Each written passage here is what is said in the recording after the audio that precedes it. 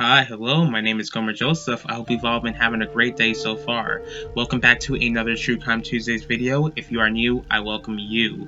Today I'll be discussing the unsolved murder of David Josiah Lawson. This case isn't really well known, which is very unfortunate. David Josiah Lawson senselessly lost his life at a time in his life when he was making plans for his future. As I was researching this case, I found that there were some conflicting views on what occurred the night of the murder, so I encourage you all to research this case for yourself. Here we go. When David Josiah Lawson was murdered, he was 19 years old, so I would assume that since he was killed in 2017, that he was born around 1998 or 1999 to Charmaine Michelle Lawson. And there's not much I found about his father, and I did search, but I just couldn't find out who his father was or what that man's story is.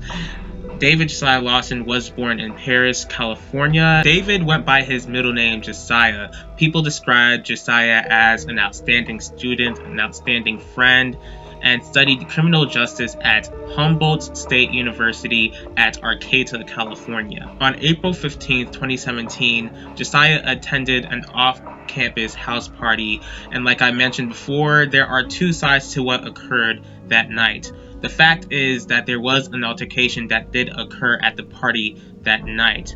Elijah Chandler, who was a friend of Josiah, stated that the altercation began because of a missing cell phone. So two white girls and a white guy accused Josiah of taking the phone. Elijah believes the trio racially profiled Josiah. Josiah was said to have been pepper sprayed, then stabbed. Elijah says that as Josiah was bleeding out, he gave him CPR, but unfortunately, Josiah died from those stab wounds.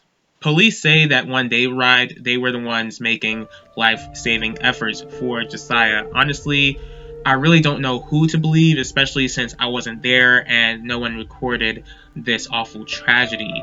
So the knife was found, but there were no fingerprints on it. So to me, it just shows that someone was planning on getting away with murdering Josiah. Kyle Zollner, who is like 23 or 24 years old at the time, was arrested as a suspect. At a preliminary hearing a month after Josiah's murder, Kyle admitted that he fought with Josiah but said he never killed him. Since there wasn't enough evidence for Kyle to stand trial for the murder, he was released. Charmaine Lawson, who is Josiah's mom, began to organize public forums and vigils months after Josiah's death. After Kyle Zollner was released, the police didn't make much progress with this case, and this understandably upset Charmaine. She filed a claim against the city of Arcata. She stated that the police botched the initial investigation. To this day, she continues to fight to bring justice for her son, Josiah. And like I mentioned earlier on, since this isn't a well-known case, I haven't gotten as much information as I would have liked, making this a very short video. One fact still remains, and it's that Josiah's life was taken away from him so soon and so senselessly. My prayer is that he does get justice as soon as possible.